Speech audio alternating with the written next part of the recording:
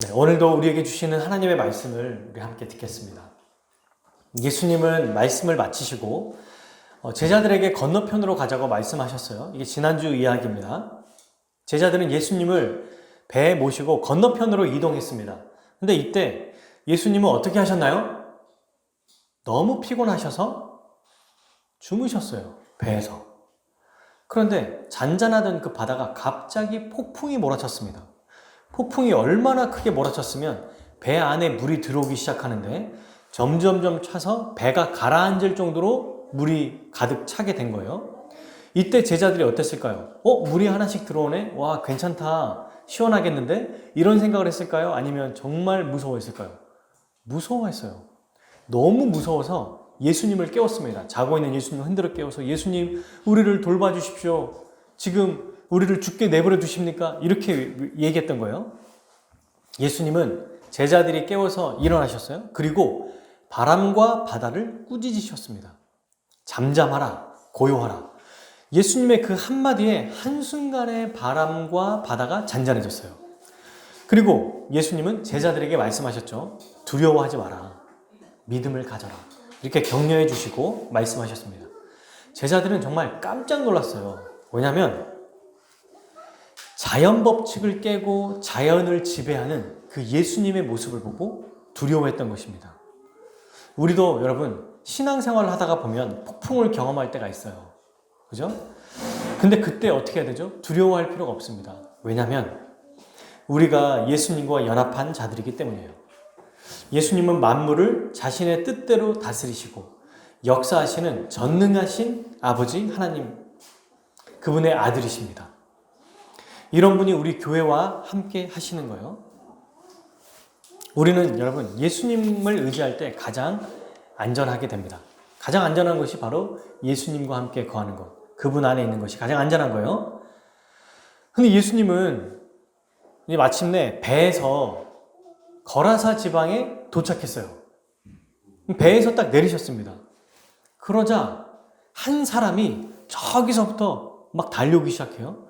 근데 그 사람의 모습이 피가 철철 흘러 넘치고 온몸이 막 머리도 풀어 헤쳐지고 막 보면 약간 우리가 흔히 생각하는 정상적인 사람이 아닌 거예요. 울그락불그란 사람들이 막 온몸에 피를 흘리고 돌을 긁으면서 막 달려오고 있습니다. 이 사람이 누굴까요? 2절, 우리 5장 2절 한번 볼까요? 배에서 나오심에 곧 더러운 귀신 들린 사람이 무덤 사이에서 나와 예수를 만나니라. 이 사람이 누구냐면 귀신 들린 사람인 거예요. 예수님이 그 지방에 도착하자마자 해변가겠죠. 그죠? 생각해 보세요, 지금.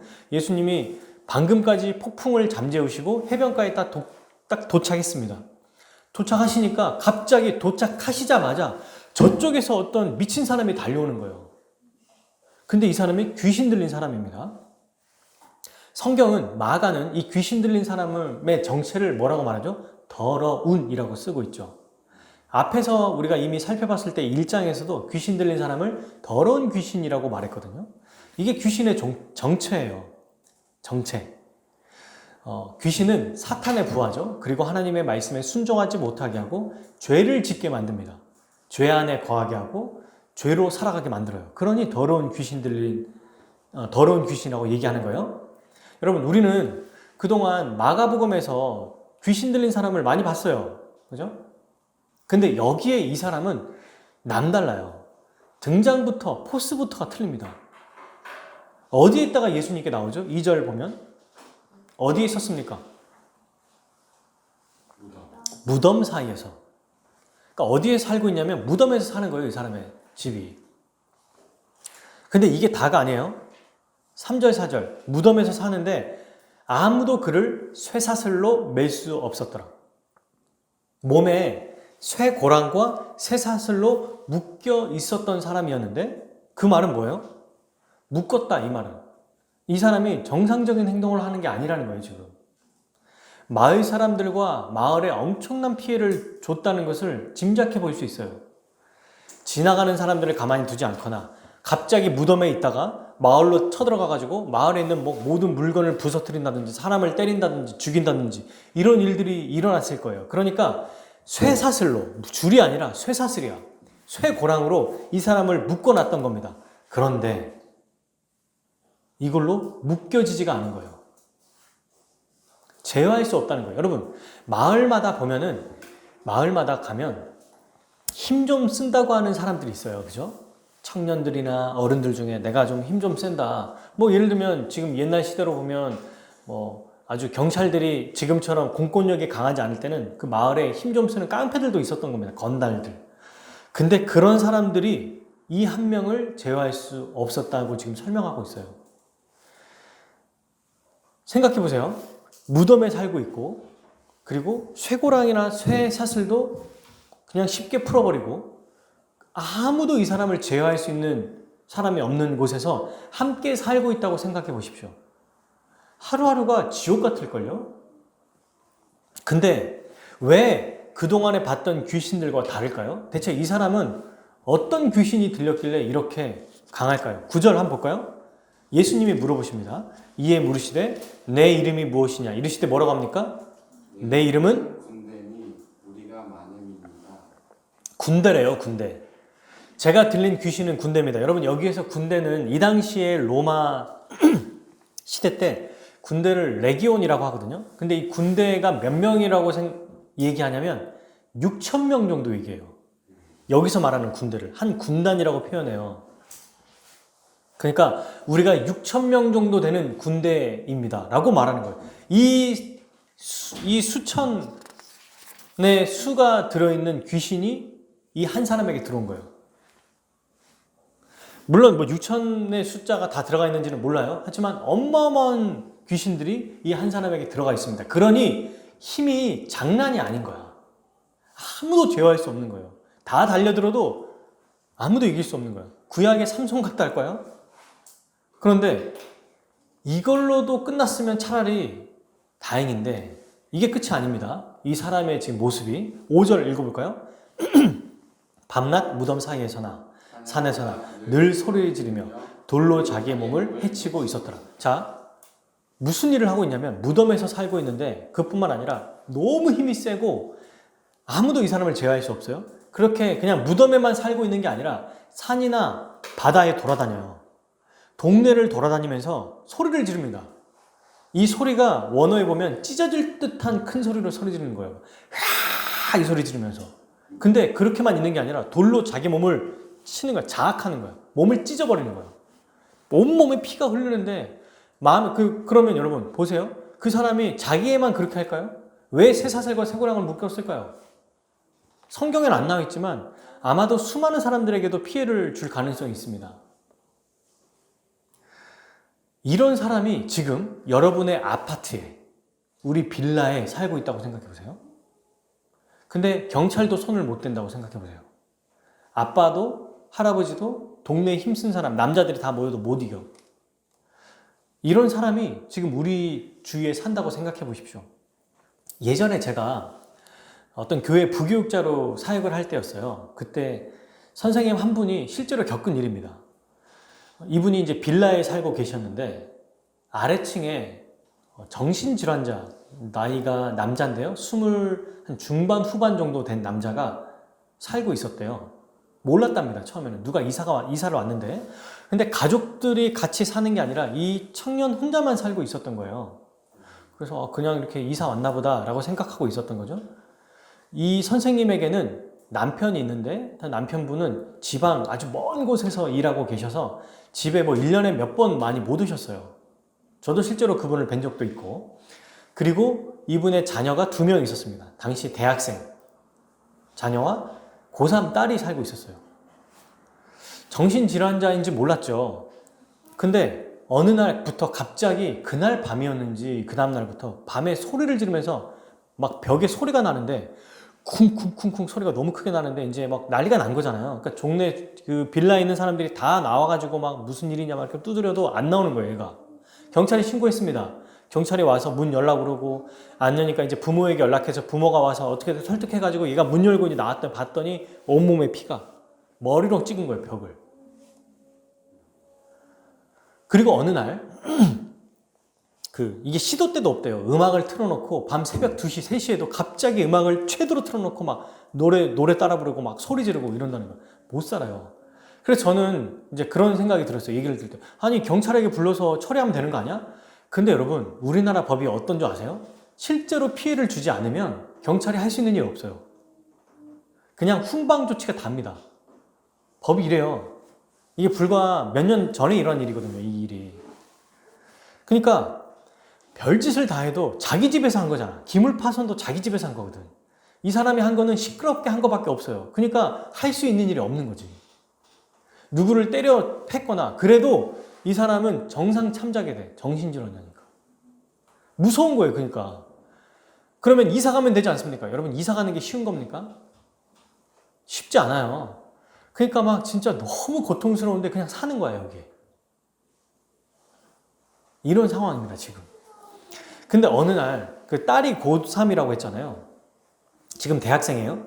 고3인데 4층이었을 거예요, 이 선생님 집이. 그리고 이 정신질환 이 사람이 사는 집이 3층이었나? 그랬을 겁니다. 내려갈 때마다 무섭대요. 갑자기 문 열고 나타날까봐. 매일 내려가고 올라올 때마다 오빠나 아니면 선생님이 같이 내려갔다가 같이 올라오는 거예요. 이게 하루하루가 지옥 같은 거예요. 어느 날은 갑자기 문 열고 막 소리치고 계단이니까 문 열자마자 빌라도 계단이잖아요. 거기서 막 소리 윽박 지르고 망치로 막 뭐 때리고 이렇게 그 손잡이 땡땡땡 소리 막 갑자기 놀래고. 그러니까 사람들이 공포에 사로잡힌 거야. 언젠가는 몽둥이나 망치인가 몽둥이를 가지고 막 돌아다녔대요, 거기를. 뭐라고 하셨냐면 그 선생님 표현이 그랬어요. 몇 달이 지옥 같더래요. 아까 손에 잡히진 않더랍니다. 직장에 가는 것도 막 거의 숨어서 몰래 문 열고 이 사람이 나왔나 안 나왔나 보고 그리고 나가고 들어오고. 이런 사람이 지금 우리의 어린 자녀들과 함께 있는 옆집에 산다고 생각해 보세요. 윗집에 산다고 생각해 보세요. 이 지금 동네 사람들이 이런 상황인 겁니다. 이보다 더 심했겠죠? 군대 귀신 들린 자가 행한 대로 속수무책으로 당할 수밖에 없는 상황. 여러분, 근데 이때 누가 가장 괴로울까요? 저는 생각해 봤어요. 그 주위에 사는 사람들? 네. 이 사는 사람들은 사는 게 아닐 거예요. 평안하게 집에라도 있을 수 있겠습니까? 갑자기 문이라도 부셔서 들어오면 어떡해요? 갑자기 그 동네에 들어와서 아무나 막 때려 죽이면 어떡해요? 그럼 불안에 휩싸일 거야. 근데 가장 괴로운 사람은 동네 사람들이 아니었어요. 가족입니다. 그리고 본인 자신이 가장 괴롭죠. 가끔씩 여러분, 누가 이 가족이나 함께 외식이라도 좀 할까요? 교제를 하겠습니까? 누가 함께라도 하겠냐고. 누가 연락이라도 하겠습니까? 잠깐이라도 여러분, 실제로 이런 일이 벌어질 때 그 빌라에서 저희 그 선생님이 아버지랑 어머니가 오셨대요. 나이가 좀 있으셔가지고 얼마나 많은 비난을 받았겠어요. 근데 얘기를 했대요. 또 이 선생님도 좀 너무한 거 아니냐. 아들을 혼자 이렇게 놔두면 어떡하냐. 근데 딱 정황상 보니까 지금 몇 번 이상한 거예요. 계속 이런 얘기를 들어서 너무 이런 말을 많이 들어서 지친 거야. 죄송합니다라고 얘기하지만 거의 이 사람도 이 엄마 아빠도 정상적인 삶을 사는 것 같지가 않더래요. 정신병동에 실제로 데려다 놨는데 약을 먹으면서 나아져가지고 얘가 너무 나오고 싶어 해가지고 그것도 잘 안 된 거예요. 그래서 과도는 낫고 약을 먹으면서 나아져서 다시 나왔는데 또 이런 일이 벌어진 거예요. 또 다시 들어가. 이걸 계속 반복하는 거예요. 잠깐이라도 정신이 정상적인 모습이 돌아올 때는 진짜 죽고 싶은 거예요. 이 본인은. 말로 표현할 수 없는 비참한 모습으로 살아갑니다. 여러분, 이거는요, 이 본문은 오늘 제가 이제 비유를 들었지만, 예시를 들었잖아요. 이런 사람이 살고 있다면. 근데 이건 정신질환자, 실제로, 그런 사람에 대해서 얘기하기보다 오늘날 우리로 말하면 하나님 나라에 들어가지 못해서 죄 가운데 거한 자가 얼마나 비참하고 고통 속에 살고 있는지를 보여주는 사건입니다. 예수 그리스도를 모르고 그분 안에 거하지 않는 자가 이렇게 비참하게 살고 있다는 거예요. 근데 여러분, 생각해보면 오늘날 지금도 예수님을 믿는다고 말하거나 혹은 믿지 않고 겉으로는 아무렇지도 않게 잘 살고 있는 사람들이 있잖아요. 우리가 봤을 때 오늘도 제가 차 타고 오는데 어떤 가족이 이렇게 여행 같이 나들이를 가는 것 같아요. 뭘 하러 가는지는 모르겠지만 그걸 하러 가는 거예요. 근데 겉으로 봤을 때는 정말 잘 살고 있는 것처럼 보입니다. 너무 행복하게 살고 있는 것처럼 보여요. 우리 그렇잖아요. 옆집에 그 돈 많은 사람들, 또 우리 주위에 돈이 많은 사람들 보면 그 사람 걱정이 없어 보여요. 근데 여러분, 그 사람의 내면은 지옥이에요. 그 사람의 내면은 폭풍이 치고 있어요. 잔잔해진 적이 없습니다. 그리스도가 없는 자의 모습은 폭풍이 쳐요. 항상 불안하고 비참하고 고통의 삶을 살고 있는 거예요. 그래서 이런 얘기 듣죠. 기사를 접하면 어느 날 갑자기 누군가 세상을 떠났다 그러고, 누군가 갑자기 목숨을 끊었다 그러고, 이런 걸 보면은 연예인들이나 정치인들이나 너무 멀쩡해 보이는 사람들이에요. 다 괜찮아 보이지만 이 내면이 지옥 같은 삶을 살고 있다는 것입니다. 누구도 여러분, 오늘 이 본문의 말씀은요, 자기 힘으로 사람은 온전하게 할 수 없다는 것을 보여줘요. 사람의 힘으로는 누구도 온전하게, 자기 자신도 다른 사람도 온전하게 만들 수 없습니다. 왜 그럴까요? 다 죄 때문이죠. 아담에부터 시작된 죄 때문에 사탄의 지배 아래서 죄 가운데 이렇게 비참한 모습이라는 겁니다. 겉으로는 몰라요. 자기는 모른다고. 괜찮아진 것처럼 보여요. 세상 사람들을 보면 너무 잘 살아 보이고 오히려 부럽기까지 해. 차라리 나도 예수님 믿지 말고 신앙생활 말고 그냥 저 사람들처럼 떳떳하게, 아니 그냥 누리며 살고 싶다라고 생각하지만 그 사람들의 마음속에는 지옥 같은 삶이 있다는 것을 기억해야 됩니다. 아무도 도와줄 수 없어요. 그래서 그들이 마약까지 손대고 아주 정말 흉악한 범죄까지 가요. 그래도 이겨낼 수 없죠. 누가 도와줄 수 있을까요? 아무도 도와줄 수 없습니다. 정말 비참하게 살아가요. 그럴 때 우리 주님이 우리에게 찾아오십니다. 주님은 여러분 어디서 오셨어요? 바다에서 폭풍이 몰아치는 곳에서, 폭풍 속에서 이 폭풍을 뚫고 이 사람에게 찾아오셨습니다. 모두가 포기하고 본인조차도 포기했던 그 사람에게 우리 예수님이 찾아오셨어요. 여러분, 예수님은 키가 2m가 넘지도 않아요. 제가 생각하기에 그렇게 크지 않으실 것 같아요. 그리고 이런 힘이 센 사람들을 다루시는 뭐 기술을 배웠거나 상담학을 배우신 분도 아니에요. 근데 도착하자마자 어떤 일이 벌어졌습니까? 귀신 들린 자가 예수님께 달려와서 엎드려 절했어요. 이것이 만물을 주관하시는 예수 그리스도의 권위입니다. 주님 앞에 가면 어떤 것도 힘을 쓸 수 없는 모든 문제가 다 해결된다는 것을 보여주는데요. 근데 우리 주 예수님은 뭐 하셨어요? 아무 말씀도 안 하셨어요. 지금 한 게 뭡니까? 그냥 와 계신 거야. 그냥 배에 내리신 거예요. 뭘 조치를 취하시지도 않았어. 내리시자마자 이미 제어돼 버렸어요. 이 사람이.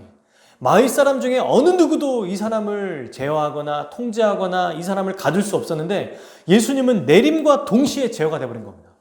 놀랍지 않습니까? 엄청나죠? 그리고 이 한 사람을 위해서 오신 거예요. 우리 주 예수님이. 이 사람이 어떤 사람이에요? 외부에서가 아니라 내면에 폭풍이 치고 있는 사람이에요. 이 사람을 살리기 위해 오신 겁니다. 그리고 보자마자 말씀하세요. 8절. 이는 예수께서 이미 그에게 이르시되 더러운 귀신아 그 사람에게서 나오라. 먼저 얘기하십니다. 엎드려 있는 이 사람, 귀신 들린 사람에게 뭐라고 하냐면 더러운 귀신아 그 사람에게 나오라. 이 말씀을 먼저 하셨어요. 그랬더니 7절 얘기를 해요. 큰 소리로 부르짖어 이르되 지극히 높으신 하나님의 아들 예수여. 이렇게 외치는 거예요. 지극히 높으신 하나님의 아들 예수여. 이렇게. 나와 당신이 무슨 상관이 있나이까? 이렇게 외치는 거예요.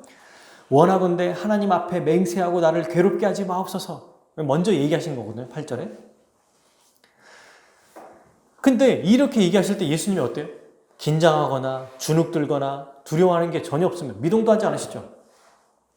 방금 전에 자연 법칙을 파괴하면서 자연을 다스리는 그 모습 그대로 있으세요. 그리고 물으십니다. 9절. 네 이름이 뭐냐? 그랬더니 우리가 군대입니다 라고 얘기해요. 그 이름이 뭐냐? 여러분, 예수님은 두 마디밖에 안 했어요. 오시자마자 그에게 나와라. 그랬더니 귀신이 막 예수요 막 얘기해요. 그랬더니 너 이름이 뭐야? 저는 군대입니다. 그리고 얘기 안 하셨거든요. 근데 저를 이 지방에서 보내지 마십시오. 저기 마침 돼지 큰 떼가 있으니까 저 돼지에게 보내주십시오. 지 스스로 죽을 자리를 찾아요. 귀신이. 예수님이 하신 것은 도착하시고 꺼져. 못하겠어요. 저를 이렇게 얘기하신 거죠. 그랬더니 너 대체 뭐야? 이 한마디 한 게 다예요. 그래서 10절에 이 귀신들이 뭐 하냐면 그 지방에서 내보내지기 말아주십시오. 그리고 11절 돼지 큰 떼가 여러분 그 바다가 있고요. 바다가 있고 그 바다 해변가 쪽에 거제도 같은 데 보면 이렇게 산이랑 바다 쪽이 이렇게 많이 돼 있잖아요. 그 언덕에 돼지들이 있었는데 한 2,000마리 정도 되는 돼지들이 그 산 비탈길에서 음식을 먹고 있었어요. 그냥 뭐든지 먹고 있었던 거죠. 그걸 딱 보고 이렇게 얘기합니다. 돼지들에게. 예수님, 우리가 저 돼지들에게 들어가게 해주십시오. 예수님이 이걸 허락하세요. 여러분. 그러자 어떻게 일이 벌어지냐면 그 돼지들이 갑자기 먹고 있다가 한 2,000마리가 되는 돼지가 바다 쪽으로 달려서 내려가요. 이런 일 본 적 있으세요? 강아지 한 5마리 정도가 갑자기 떼지어서 막 달려와도 이게 뭔가 깜짝 놀라거든요. 근데 그 마을이 크지도 않는 그 마을에 가축 중에 돼지 2,000마리가 산 비탈길 그쪽에서 먹이를 먹고 있었는데 다 보이겠죠. 대충. 근데 거기에 돼지를 치고 있는 사람도 있었어요. 갑자기 돼지들이 전속력을 향해서 바다를 향해 달려가요. 2,000마리면 약간 땅이 움직일 정도예요. 한두 마리도 아니고. 약간 울리겠죠. 거기 지역이. 우르르르 막 소리가 나고 꽥꽥 소리가 나는지 어쩐지 모르겠지만 달려가더니 그 바다에 들어가서 다 죽어버려요. 돼지가 강에 들어가서 다 죽어버린 거예요. 바다에 들어가서. 이제 여기서 궁금한 게 하나 생기죠. 근데 왜 예수님은 그냥 없애버리시고 떠나라 이러면 될 텐데 굳이 귀신의 말에 그 요청을 허락해 주셨을까? 들어주셨을까? 제가 생각하기에는 실제로 이 귀신 들린 자에게 귀신이 떠났다는 것을 보여주기 위한 사건이 아니었을까 생각해봐요. 그냥 떠나라 해서 없어지는 게 아니라 진짜 이 일이 일어나는 것. 실제로 귀신 들린 자가 이 군대 귀신과 같이 많은 귀신이 들렸다는 것을 보여주고 그리고 그것을 완전히 해결했다는 것을 보여주는 장면이라고 봅니다. 그런데 왜 하필 돼지입니까? 이때 레위기 11장에 보면 돼지는 부정한 짐승으로 표현돼요. 지금은 그런 게 아니에요. 이 당시에. 그래서 이곳이 어디입니까? 거라사 지방, 이방 땅이에요. 이방인들의 땅에 돼지가 있었습니다. 그래서 그곳에 이 부정한 짐승에게 보내게 하신 겁니다. 이때 여러분 마을 사람들이 예수님께 왔어요. 돼지를 치던 사람들이 도망간 겁니다. 너무 무서운 거죠. 갑자기 돼지 한두 마리가 아니라 수천 마리가 전부 다 내려가니까. 그리고 마을 사람들에게 이 사실을 알렸어요. 마을 사람들이 어땠을까요? 자기들의 가축이란 말이야, 이게. 자기들 재산이라고. 근데 지금 다 잃어버린 거야. 그때 무슨 일이 일어나는지 보려고 왔던 겁니다. 와서 딱 봤더니 15절. 어떤 일이 벌어졌어요? 같이 한번 읽어볼까요? 시작. 예수께 이르되 자, 곧 군대 귀신 짚혔던 자가 옷을 입고 운전하여 앉은 것을 보고 두려워하더라. 네, 이미 14절에 여러 마을 사람들이 이제 온 거죠. 그때 보니까 군대 귀신 들린 사람이 옷을 입고 있어요. 옷을 다 벗고 막 몸을 흉측하게 했던 사람이 옷을 입고 제정신으로 돌아와서 앉아 있었던 거예요. 이걸 보고 정말 깜짝 놀랐을 겁니다. 절대로 일어날 수 없을 것 같은 사건이 벌어진 거죠. 그리고 두려워했어요. 근데 여러분, 가만히 있는 것뿐만 아니라 이 귀신 들렸다가 다시 치유된 이 사람이 직접 어떤 일이 일어났는지 마을 사람들에게 얘기하기 시작해요. 그게 16절이에요. 이에 귀신 들렸던 자가 당한 것, 자기에게 일어난 일, 그리고 돼지의 일을 본 자들이 그에게 알린 것. 이 사람이 먼저 이야기합니다. 자기에게 어떤 일이 일어났는지. 이런 말을 할 수 있는 사람이 아니잖아요. 그때 이 얘기를 해요. 놀라운 일이죠? 그러면 어떻게 될까요? 와! 여러분 어때요? 이 마을 혹은 우리 빌라, 우리 아파트 이런 사람이 온전해졌어. 너무 기쁘고 너무 감사해야 되잖아요. 이 일을 해결해 주신 어떤 사람에게 너무 고마워야 되잖아요. 근데 도리어 뭐라고 말하냐면 16절 17절 그들이 예수께 그 지방에서 떠나시기를 간구하더라. 가주십시오 예수님. 오히려 예수님께 경배하고 감사하고 기뻐해야 되잖아요. 근데 정반대의 모습을 보여요. 환영하는 게 아니라 거부하고 떠나라고 말합니다. 왜 그럴까요? 두 가지 이유가 있을 거라 생각해요. 첫 번째는 귀신 들린 자의 모습을 보고 깜짝 놀란 거예요. 너무 무서운 거죠. 이분이 함께 있으면 또 무슨 일이 벌어질지 모르겠다라는 두려움이 있었을 거예요. 그런데 또 한 가지는 경제적인 손실을 입었기 때문입니다. 여러분 이게 아마 가장 클 거예요. 이 당시의 돼지는요, 로마인들에게 고기를 납품했던 자기의 경제적인 재산이었습니다. 이들에게. 로마와 아주 연결돼 있고 또 무역을 했던 아주 유력한 곳이었기 때문에 돼지 자체는 자기들의 재산이었어요. 이 사람들은요, 영적인 문제보다 자기의 이 구원의 문제보다 경제적인 손실을 더 중요하게 여겼어요. 그리고 예수님을 떠나기를 간구하신 겁니다. 어디서 많이 본 것 같지 않아요? 우리가 앞에 살펴봤던 예수님의 기적과 이적을 보면서 예수님을 거절했던 유대인들의 모습을 우리는 기억할 수 있어요. 여러분 예수님이 왜 여기에 왔는지 아세요? 거라사인에? 그 전 장면에 3장에서 바리새인들이 유대인들이 예수님을 거부했습니다. 예수님의 가족들은 뭐라고 했어요? 미쳤다고 얘기했어요. 그리고 그 땅에서 나와서 아예 정말 이방인 땅에 와버린 거예요. 그러니까 그들이 거절하니까 그들을 그냥 버리고 오신 거예요. 그리고 이곳에서도 뭐 하셨어요? 한 사람을 치유해 주셨어요. 그러면 이 사람을 보고 많은 사람들이 주님을 믿고 기뻐해야 되잖아요. 근데 도리어 나가라고 똑같은 일이 벌어진 거예요. 유대인이나 이방인이나 여러분 이건 그러니까 모든 사람은 다 똑같아요. 그리스도를 받아들이지 않으면 그분의 기적을 보고도 우리 주 예수님을 받아들이지 않으면 동일하게 그분을 거부한다는 것을 우리는 알 수 있습니다. 여러분 여기서 중요한 사실이 있죠. 기적을 경험한다고 해도 절대 믿음이 생기지 않다는 것을 우리는 확신할 수 있어요. 이 사람들도 지금 엄청난 일을 봤어요. 자기가 태어나면서부터 지금까지 봤던 불가능한 일들이 일어났는데 기적을 체험했던 거잖아요, 지금. 그래도 예수님을 믿지 않았어요. 기적은요, 예수님을 믿게 하는 방법이 아닙니다. 이걸 꼭 기억해야 돼요. 우리 눈앞에 죽은 자가 살아나도 우리는 믿지 않을 수 있어요. 사람들은 그렇습니다.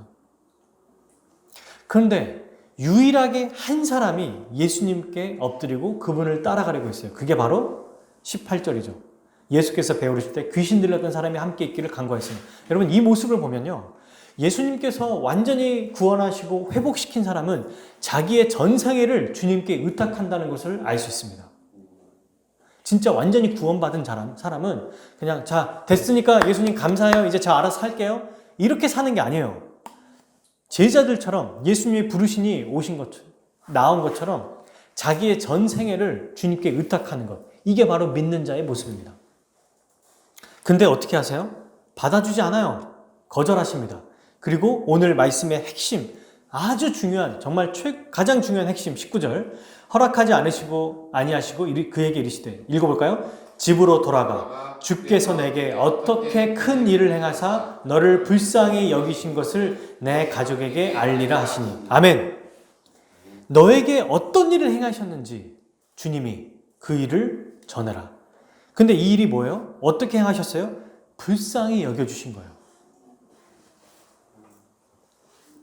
예수님은 여러분 진짜 이 성경을 딱 보면요. 유대 지역에 있다가 저녁에 말씀을 다 마치고 다른 지역으로 이동하셨잖아요. 근데 이동할 때 뭘 만났어요? 폭풍을 만났어요. 배도 차셨어요. 너무 피곤하셨어요. 얼마나 피곤하셨으면 배에서 주무셨겠습니까?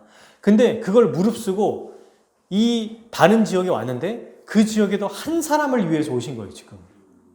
이 한 명 구원해 주시려고. 그리고 다시 배에 올라가세요. 다시 18절 예수께서 배에 오르실 때 이 사람을 회복시키시고 다시 배에 타십니다. 불쌍히 여겨주신 거예요. 이 사람을. 그리고 뭐라고 합니까? 이 일이 내게 어떻게 큰 일을 행하사. 지금 예수님이 하신 이 일이 어떤 일이에요? 큰 일이라는 거예요. 큰 일. 성경은 제가 성경을 보니까 방금 전까지 바람과 바다를 잔잔하게 하신 거 진짜 엄청난 일이죠. 위대한 일이잖아요. 그거를 큰 일이라고 말하지 않아요. 지금 이게 큰 일이라는 겁니다. 이 한 사람을 구원하시는 일. 이게 엄청난 일이라는 거예요. 이 일을 전하라고 말씀하십니다. 그에게 오히려 여러분 보세요. 이때 이방인 땅에서 이방인이 세운 첫 복음 전도자예요. 이 사람이. 은혜를 받고 구원받은 자가 우리 주님께서 말씀하시죠. 어떻게 큰 일을 너에게 행하셨는지, 너를 어떻게 불쌍히 여기셨는지를 너의 가족에게 알려라.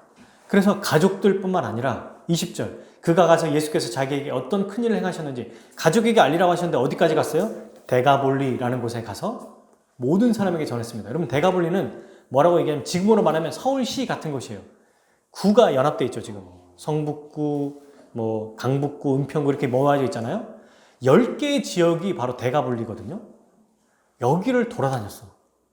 그냥 여러분 이것만 보면 집에 가서 엄마 아빠 저 이렇게 예수님이 이 일을 행해 주셨어요 라고 끝낸 게 아니라 복음 전파자로 살았어요. 그냥 대단하죠.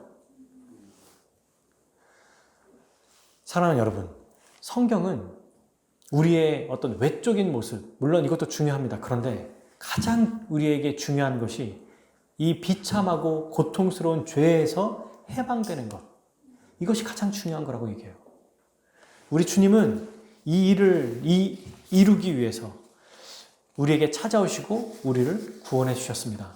사랑하는 여러분, 이 사람이 어떤 사람이에요? 귀신 들린 자가 어떤 약을 먹고 생각해 보십시오. 의사들도 찾아가지 않았을까요? 또 축기한 그 당시에 마술이 있다면 축기하는 사람에게도 찾아가 보지 않았을까요? 오늘날로 말하면 무당에도 찾아보고 병원에도 가보고 산전수전 온 동네를 다 가봤던 거예요. 다음 주에도 나오죠. 그 사람이 여러분 혈류병 걸린 여인, 이게 지금 이어진 것들을 잘 기억하셔야 돼요. 지금 이 사람은 어때요? 정신적으로 어떤 것도 해결할 수 없는 자예요. 비참하고 가장 고통스러운 삶을 살고 있는 자입니다. 이 자를 우리 주님이 직접 찾아오셨어요. 폭풍이 외부에서 온 게 아니라 자기 내면에서 폭풍이 치고 있는 사람이에요. 아무도 도와줄 수 있는 상황이 없고 누구도 도와줄 수 없어요. 근데 우리 주님이 이 한 사람을 구원하시기 위해 폭풍을 뚫고 찾아오셨습니다.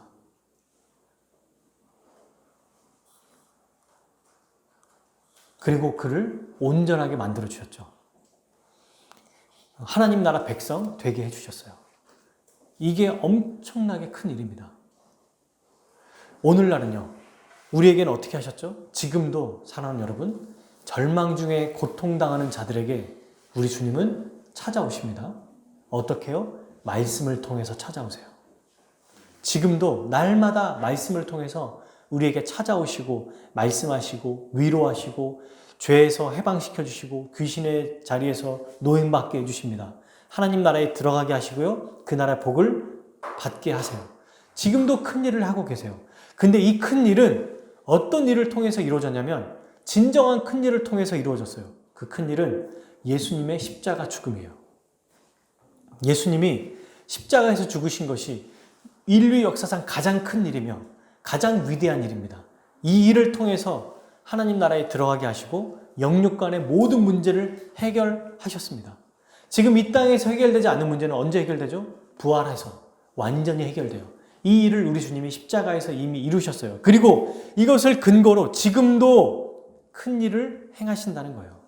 십자가에서 이루신 일을 근거로 여전히 우리에게 이 일을 행하고 계십니다. 로마서 8장 31절 그런즉 이 일에 대하여 우리가 무슨 말 하리요? 만일 하나님이 우리를 위하시면 누가 우리를 대적하리요?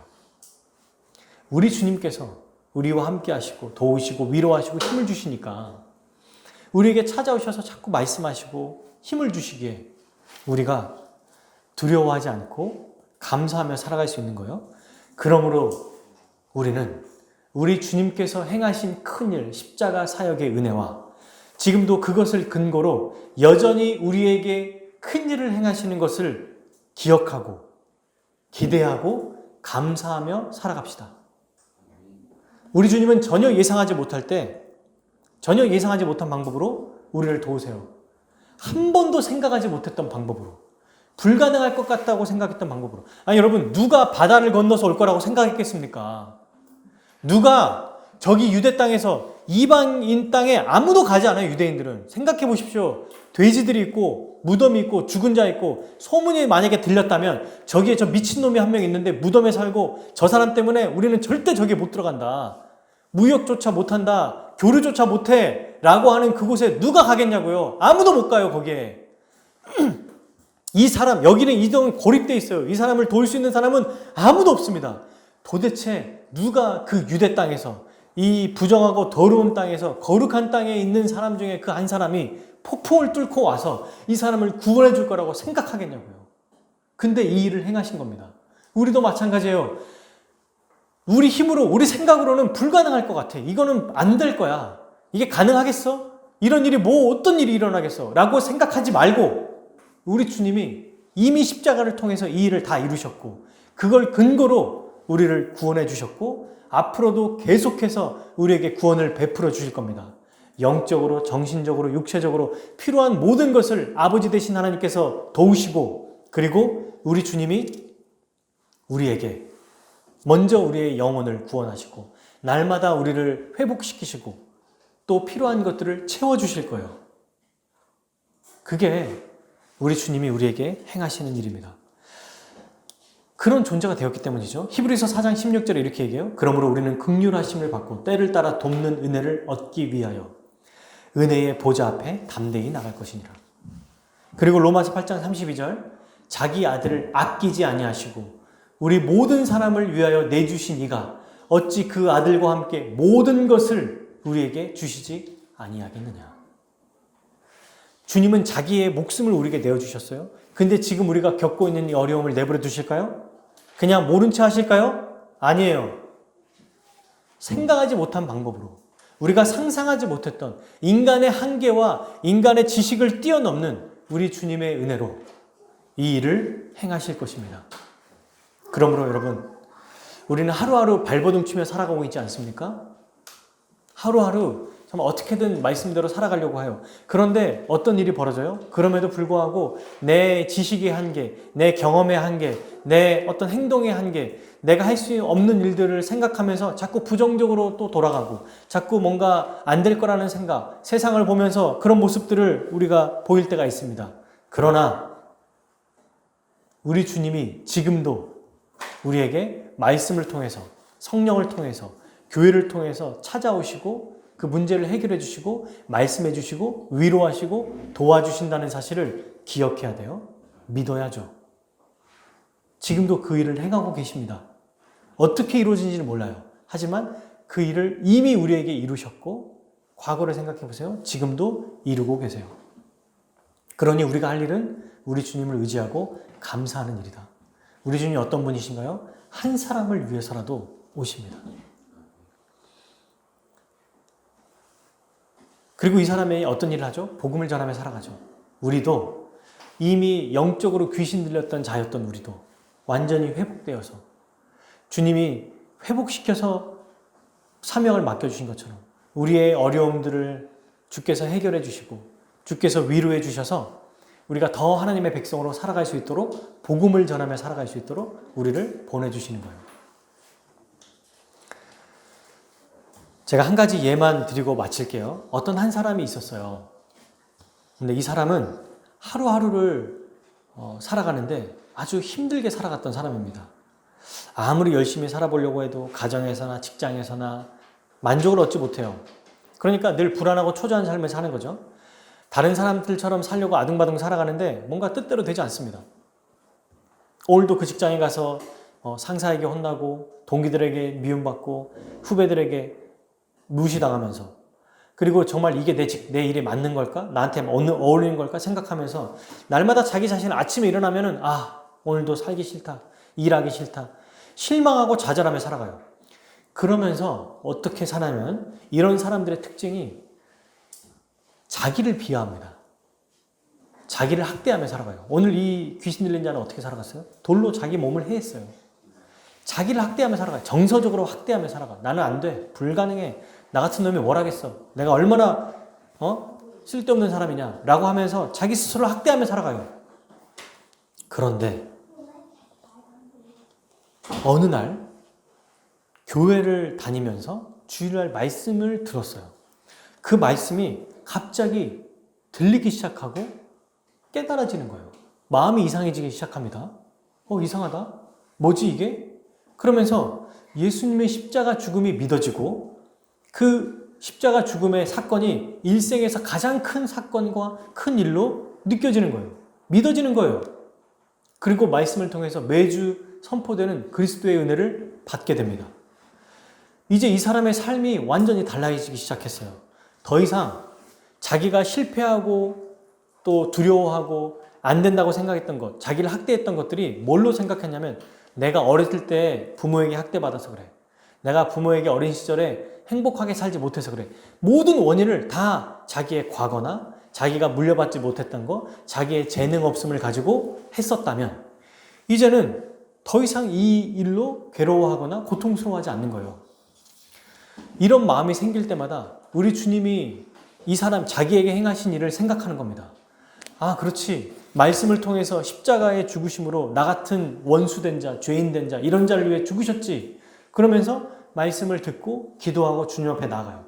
그럴 때마다 이 문제들이 다시 돌이키고 해결되고 그리고 하나님 나라의 복을 누리며 살아가는 거예요. 자기 내면에 더 이상 집중하지 않습니다. 외부에서부터 은혜를 베풀어 주신 하나님 아버지의 사랑, 예수 그리스도의 은혜를 계속 집중해요. 자기도 모르게 어느 순간 내가 그렇게 아꼈던 세상의 것들, 특별히 돈보다 우리 주님을 더 사랑하게 되는 자기의 모습을 발견합니다.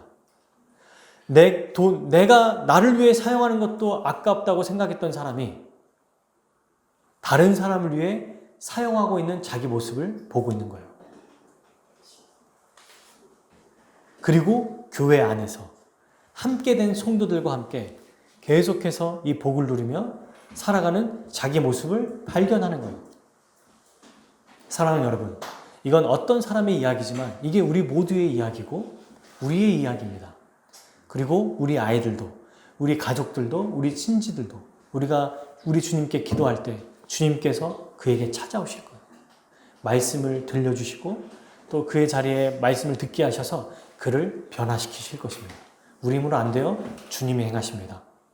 우리 모두 그렇게 되게 하실 것을 기대하고 우리 스스로도 우리 주님의 날마다 역사하심을 바라보고 경험하고 우리가 사랑하는 가족들과 또 우리가 사랑하는 자들을 위해서 함께 기도할 때 우리 주님이 그 또한 구원하시고 또 이끄시고 은혜를 베풀어 주실 것입니다. 우리 함께 같이 찬양하고 기도하겠습니다.